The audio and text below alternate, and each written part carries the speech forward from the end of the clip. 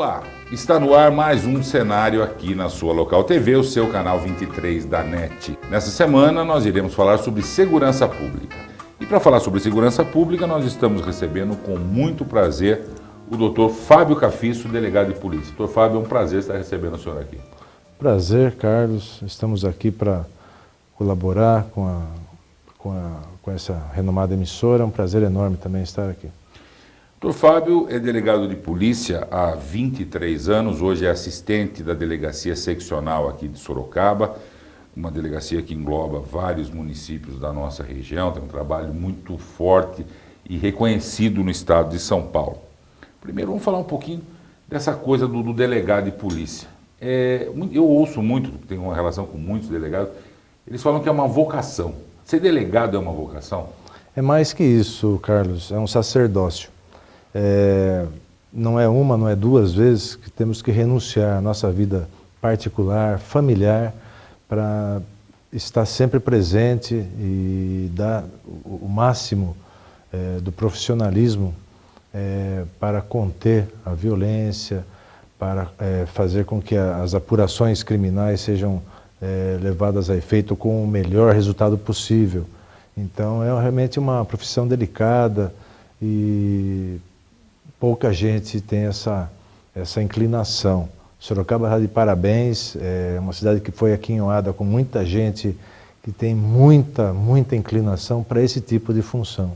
E até mais do que isso, né? A Polícia Civil ela não faz o policiamento ostensivo, ela faz um outro tipo de policiamento investigativo, aquele que realmente apura os crimes.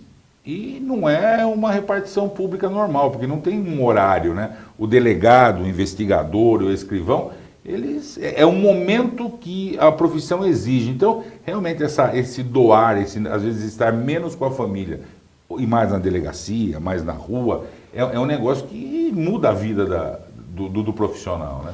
Isso, desde o início da carreira a gente sente isso. Desde que ingressamos nessa carreira de delegado ou investigador, escrivão, agente de telecomunicações, nós sabemos que vamos enfrentar uma carreira de dedicação e de renúncia. A Polícia Civil ela é responsável pela Polícia Judiciária. É uma polícia não uniformizada e que procura apurar a autoria dos delitos que acabam ocorrendo. Seria aconselhável a prevenção, mas nem sempre é possível. Então, quando o crime ocorre, entra em cena a Polícia Investigativa, a Polícia Civil. E um fato que chama a atenção, eu não sei se nas outras regiões isso acontece, mas o comando da Polícia Civil e até mesmo o comando da Polícia Militar, nos últimos anos tem sido feito por pessoas de Sorocaba, por profissionais aqui nascidos na cidade, ou então com muitos anos de vida aqui em Sorocaba. Isso facilita essa relação com a comunidade, doutor Fábio? A relação da Polícia Civil com a comunidade é precípua. Ela não pode deixar de existir nunca, haja vista os órgãos que aproximam a Polícia Civil da comunidade. E é de fundamental importância o papel do cidadão nessa parte investigativa, na coleta de informações, coleta de provas acerca de um delito que acabou ocorrendo. É de principal importância o auxílio da comunidade, né? Vários exemplos que ocorreram nas últimas semanas, nos últimos meses, levam em consideração esse fato. Sem o auxílio de testemunhas, sem o auxílio de pessoas que tenham informações importantes a fornecer para que a investigação tenha eficácia, a Polícia Civil pode fazer muito pouco, né, para esclarecer delitos. Nós dependemos realmente da coragem de testemunhas que se proponham a esclarecer, a informar a Polícia Civil a respeito do delito que acaba acontecendo. Esse informante que faz parte do processo investigativo, aliás, é peça fundamental, a gente percebe também que aumentou, desde o lançamento do 181, que é o Parceiros contra o Crime, um telefone específico para a comunidade poder falar, se manifestar, dar uma informação de alguma coisa suspeita, a gente percebe que aumentou muito, até porque este cidadão, ele tem a privacidade totalmente preservada, a identidade totalmente preservada, é uma central num outro lugar que atende. Isso foi muito importante para a polícia, né? Realmente, Carlos, você está muito bem informado. Existe até uma resolução, aliás, é um provimento, número 32, da magistratura, que dá essa liberdade da pessoa se manifestar e ajudar uma investigação sem ser identificada. Apenas a qualificação dela é reservada num envelope lacrado, que vai na contracapa do inquérito policial, e a única pessoa que pode abrir esse envelope é o magistrado. Então ela pode ficar sossegada. Esse provimento número 32, ele foi excelente e vem sendo cumprido à risca, possibilitando a pessoa a fornecer informações sem a identificação. E esse aumento realmente foi uma coisa que foi sentida não só pela polícia, mas também pela comunidade. Isso reflete a confiança que a comunidade tem na instituição policial civil. A comunidade está realmente de braços dados com a Polícia Civil, e quanto mais isso acontecer, melhor para a própria comunidade e mais rápido será a elucidação do delito. Antes de terminar esse primeiro bloco, doutor Fábio, Sorocaba está aí com mais de 600 mil habitantes. Acredito que nos últimos 16, 20 anos a população dobrou. E muita gente veio de fora, muita gente veio até por conta do crescimento da cidade, indústrias, o comércio melhorou, tudo melhorou na cidade nesses últimos 16, 20 anos. Sorocaba, a gente pode dizer que é uma cidade segura apesar do seu tamanho? A cidade de Sorocaba, nos últimos anos, nesse período que você citou, ela cresceu demais. Muitas indústrias, muitas possibilidades de emprego foram criadas em Sorocaba, sem contar com o visual da cidade. Era uma cidade que não possibilitava ser referida como uma cidade bonita. Hoje em dia não. Hoje em dia todas as pessoas que passam, eu trabalhei muitos anos em São Paulo, e todos que passavam por Sorocaba nesse período de 15 anos para cá, 16 anos para cá, citavam Sorocaba como uma das cidades mais bonitas do interior paulista. E também a população cresceu bastante, a violência cresceu com ela, e Sorocaba não é uma cidade em que a violência cresceu em demasia. Isso não é requinte de Sorocaba. O estado inteiro, o Brasil inteiro está sofrendo desse aumento de violência, e o mundo está um pouco mais violento do que era há alguns anos atrás. Tá certo, nós estamos conversando com o Dr. Fábio Cafisso, falando sobre política de segurança pública. Vamos para um breve intervalo e voltamos já com o nosso cenário. Borracha, rodas e pneus. Desde 1993, a mesma paixão por automóveis. No Borracha você encontra as principais marcas do mercado, venda e reforma de rodas esportivas e completo centro automotivo, com serviços de rodas, pneus, suspensões e escapamentos. Seu carro merece toda a qualidade do Borracha. Conheça mais em borracharodas.com.br ou visite a loja na Afonso Vergueiro, 2203.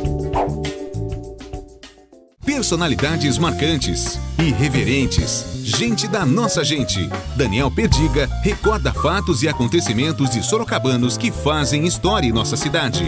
Programa Gente de Palavra, todos os dias, às 22h30, aqui na Local TV. Estamos de volta com o cenário dessa semana, falando sobre política de segurança pública, aqui no seu canal 23 da NET, a sua Local TV. Lembrando, você que nos assiste pode também acessar www.local.tv www.localtv.net.br, ver toda a nossa programação, dar sugestões, dar as dicas. Afinal de contas, quem faz a Local TV é você.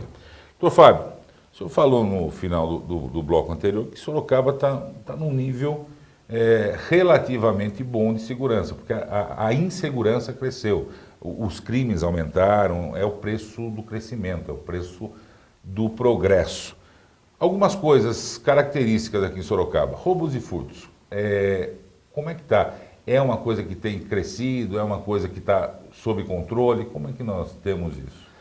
O índice de roubos e furtos, principalmente roubos e furtos de veículos e de transeuntes, né, eles têm se mantido num patamar. O objetivo da Polícia Civil é encetar gestões para que isso acabe. E como nós vamos fazer isso? Surge esse problema. Revelando uma ação de investigação eficaz para que isso seja um índice de diminuição de criminalidade. E Sorocaba está de parabéns. Tanto a Delegacia de Investigações Gerais, a Delegacia de Investigações sobre Entorpecentes, a Delegacia de Defesa da Mulher, vem fazendo trabalhos, apurações exemplares. Não posso deixar de fora também o que vem sendo feito no 6º Distrito Policial, onde vários delitos foram esclarecidos com prisões de pessoas chaves, criminosos que vinham atuando nessas áreas e que realmente foram identificados e confessaram a prática de vários delitos. Então, o índice de esclarecimento de delitos violentos ou não violentos em Sorocaba está em torno de 75%. Isso é um recorde. Então, a população pode se considerar um pouco mais protegida e, futuramente, esse fator, esclarecimento de delitos, bandidos na cadeia, isso vai refletir na diminuição do índice de criminalidade, que é a sensação de impunidade, né? Vai cair muito a sensação de impunidade, é aquela sensação de que o bandido vai cometer o delito e não vai ser pego, nem identificado, nem preso. Isso vai ter que cair muito nesses meses futuros, por conta desses esclarecimentos desses crimes. Eu há muito tempo cobri polícia, fazia o plantão e acompanhava isso há mais de 20 anos, e eu percebo uma coisa: do mesmo jeito que a polícia se qualifica, aumenta o aparato tecnológico, o armamento, a inteligência, o malandro é óbvio que também. Antigamente, quando a gente fazia um plantão policial, o que tinha? Tinha um batedor de carteira, tinha um furto de residência, mas roubava uma coisinha, um roubo de veículo, um furto de veículo, era toca-fita na época, era uma loucura. Hoje não, hoje mudou o estilo do malandro, da malandragem. Hoje nós temos saidinha de banco, que é uma coisa que virou rotina, não só em Sorocaba, como em qualquer lugar. Nós temos hoje explosão de caixa eletrônico. É a evolução da malandragem também? Os meios tecnológicos que a polícia utiliza estão também cada dia mais eficazes no combate e na identificação da autoria desses delitos, né? Mas nós temos que considerar também que o criminoso também dispõe desse avanço tecnológico. Então, nós pediríamos à população, como meio de uma situação proativa de prevenção, de se prevenir a prática e não tornar cada vez mais fácil a ação do meliante, que tomem cuidado, né? Quando forem a caixa eletrônico, não o faça à noite. É um problema a mais, é uma vulnerabilidade a mais, é uma situação de risco a mais que ela vai estar se sujeitando. Percebendo que está sendo seguida, sai de uma lotérica, de um banco, não dê conversa para pessoas que não conhecem, para desconhecidos, né? Existem vários métodos que se pode adotar para as pessoas não se colocarem em situação de risco, né? E estarem sempre vigilantes o que está acontecendo à sua volta. A pessoa está dentro de um caixa eletrônico, surge uma pessoa sem crachá, ou então com o crachá virado para dentro, oferecendo ajuda. E a gente dá um alerta muito maior para os idosos, que são alvos da frequência desses golpes, né? Eles oferecem ajuda e rapidamente a pessoa transmite a essa pessoa desconhecida os dados, o cartão, a senha do banco. Então, as pessoas têm que tomar mais cuidado. Tem que ter sempre em mente que a tecnologia, os métodos são cada vez mais avançados, o criminoso está cada vez mais convincente. Então a pessoa também tem que adotar certas medidas para não ser uma vítima fácil na mão deles. E uma outra questão que eu tenho observado, e algumas pessoas têm comentado inclusive, é que aumentou o grau de violência desse marginal, desse criminoso, na hora de cometer o delito, na hora do roubo. Ele não se contenta apenas em subtrair o produto, mas ou bate ou dá um tiro. Há uma semana atrás, uma colega nossa jornalista tomou um tiro dentro do banco, saindo do banco. Por que aumentou esse grau de violência? A violência é um fator animal. A violência está tanto no animal irracional quanto no animal racional, que somos nós. O ser irracional, ele usa a violência para se alimentar, ele usa a violência para afastar o macho do grupo que ele vive, um outro macho que tente se aproximar do grupo. Agora, a violência no ser racional, ela já tem outro aspecto. Além desses que eu citei, que é o do ser irracional, o ser humano ele também usa a violência para cobiça, desejo de vingança, coisas que o animal irracional não tem. Então, nós delimitamos bem a violência hoje como um fator de reflexo. A violência hoje é um reflexo de muitas situações, de muitos fatores, mas ela vem se mantendo num patamar estável na cidade de Sorocaba, graças a Deus. E como você mesmo falou, as pessoas se tornam mais violentas. A violência, às vezes, é exercida quase que sem reação da vítima. O bandido se aproxima, ele obteve aquilo que desejava, a bolsa, o carro, e apenas para se despedir da vítima, ele prefere dar um tiro para mostrar a supremacia que ele tem com uma arma na mão. Graças a Deus, os índices de esclarecimentos, como foi falado já, estão próximos da totalidade, 75%, e não há essa sensação de impunidade aqui na cidade. A região inteira está mostrando isso, né? Vários delitos cometidos até em cidades pequenas de Sorocaba, vizinhas de Sorocaba, foram esclarecidas de forma célere, com uma investigação dedicada, com horas de disponibilidade dos profissionais da Polícia Civil, e vários criminosos já estão na cadeia por conta da prática desses delitos violentos ou não violentos. Nós estamos conversando no cenário dessa semana com o Dr. Fábio Cafisso, delegado de polícia, assistente da seccional aqui de Sorocaba, falando sobre segurança pública. Vamos para mais um intervalo e voltamos com o nosso último bloco aqui do seu cenário. Rafael de Aquino Arquitetura. Ideias arrojadas que se alinham à estética e funcionalidade de projetos residenciais e de edifícios, a fim de promover o aproveitamento e as potencialidades dos espaços, transformando sonhos em realidade. O escritório Rafael de Aquino Arquitetura dispõe de uma equipe de profissionais antenados nas novas técnicas arquitetônicas para um atendimento personalizado e inovador. Rafael de Aquino Arquitetura.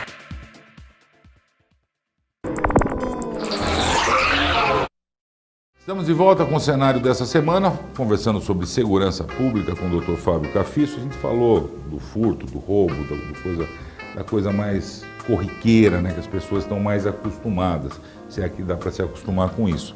Agora tem alguns outros crimes, e eu acho que um dos piores hoje é o estupro. Isso aí cresceu muito. Eu não sei se cresceu ou se divulga mais, se denuncia mais? É impressão ou cresceu mesmo? Não,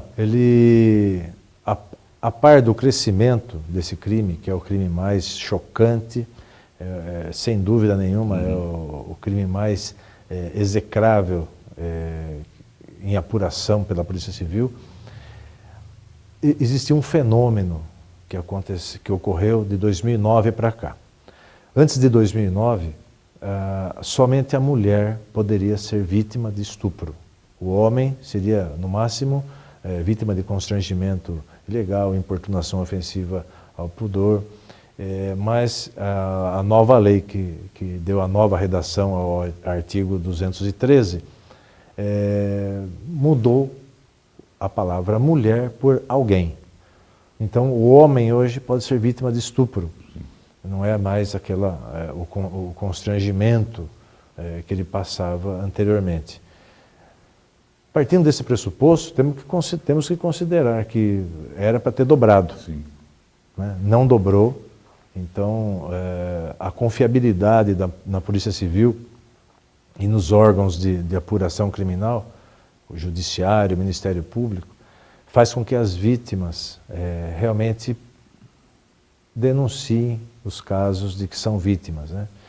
Então, hoje em dia, o estado de São Paulo inteiro, os índices de estupro de vulnerável, que é a coisa, a pior das piores apurações,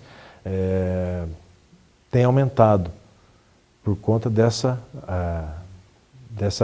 readequação da lei que deu também nova redação ao artigo 217, que era de sedução, hoje é o estupro de vulnerável.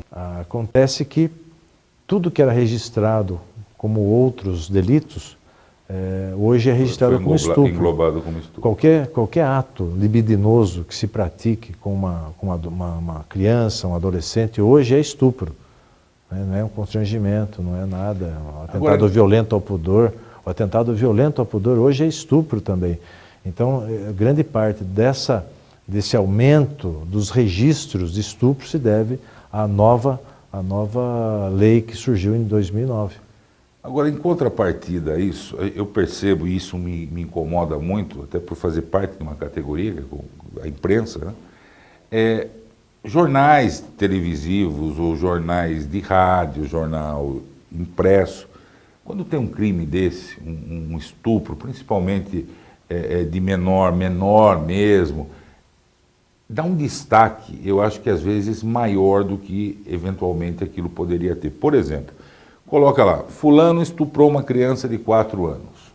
Na minha concepção, a notícia está dada. Um fulano com essas características, no bairro tal, estuprou uma criança de tantos anos.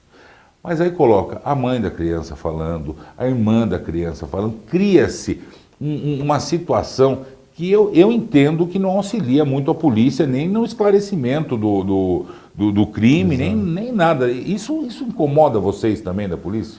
Incomoda, pelo sentido de que o importante na divulgação desse delito horrível, que é o estupro, que se divulgue a fisionomia, as características físicas do agente estuprador, e não fazer menção à figura da vítima.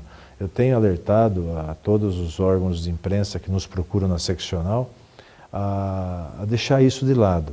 A vítima já sofreu o que tinha que sofrer.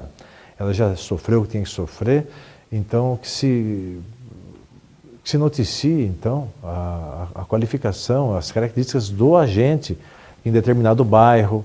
Pode até citar o bairro. No bairro tal, um sujeito alto, moreno ou claro, né? Ele está agindo dessa forma, assim, e produziu uma vítima de estupro. Mas dizer se é homem, se é mulher, a idade aproximada, a profissão, isso pode gerar desconforto ainda maior para a vítima, que já sofreu um atentado contra a sua integridade sem par, né?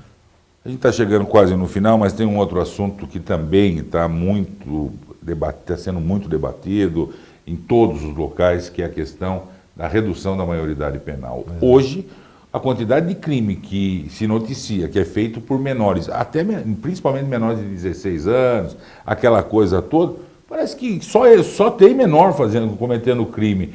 Como é que vocês estão tratando e como é que vocês veem a questão da maioridade penal, da redução dessa maioridade? A maioridade hoje é 18 anos e estão querendo que ela caia para os 16 anos. É um avanço, mas não é um avanço que vai surtir tanto efeito quanto é esperado. Você mesmo citou que a maioria dos crimes violentos hoje são menores de 16 anos, são adolescentes, quase crianças, com armas de grosso calibre nas mãos, praticando delitos. O narcotráfico hoje, ele se vale muito desse fator e ele acaba regimentando um exército de menores de idade, menores até de 16 anos, para fazer o comércio do entorpecente nas ruas da cidade, nos bairros da periferia e tudo mais. Mas sem dúvida é um avanço, né? Eu atacaria, na minha modesta opinião, eu atacaria as causas, né? Não só tentando punir aquele que pratica o crime, como também saber como esse crime está sendo praticado, o porquê a violência atingindo pessoas de tão baixa idade, né? Então sacrificando a infância. Então as causas da delinquência, as causas que levam o indivíduo a escolher o crime como meio de vida, isso sim, um estudo sociológico a respeito das causas da violência no Brasil. O Brasil nunca foi um país tão violento. E hoje, copiando outros países onde menores entram em salas de aula com armas de grosso calibre, acabam trucidando os colegas de classe, a informação acaba chegando tão rápido que alguns, com fraqueza de espírito ou sem amor no coração, acabam copiando maus exemplos. Então esse é mais um fator, mas a grande saída para o Brasil, eu acho que é um estudo sociológico das causas da criminalidade, a causa do aumento da violência, e não só reprimir o efeito dela, baixando a menoridade. É uma evolução, mas não vai resolver esse problema. Nós vamos ficando por aqui, antes de agradecer ao Dr. Fábio, lembrar você, já foi dito desde o início dessa entrevista, você é o grande parceiro da Polícia Civil, segundo eles mesmos dizem. Denuncie, passe informação, 181, Parceiros contra o Crime, é o telefone que você pode usar para fazer parte da história da redução da criminalidade aqui em Sorocaba e em todo o Brasil. Dr. Fábio, foi um prazer recebê-lo aqui. Prazer todo meu, Carlos. E nós voltaremos a semana que vem com mais um cenário aqui na sua Local TV, o seu canal 23 da NET. E lembrando, acompanhe a gente, www.localtv.net.br. Espero todos vocês na semana que vem. Até lá.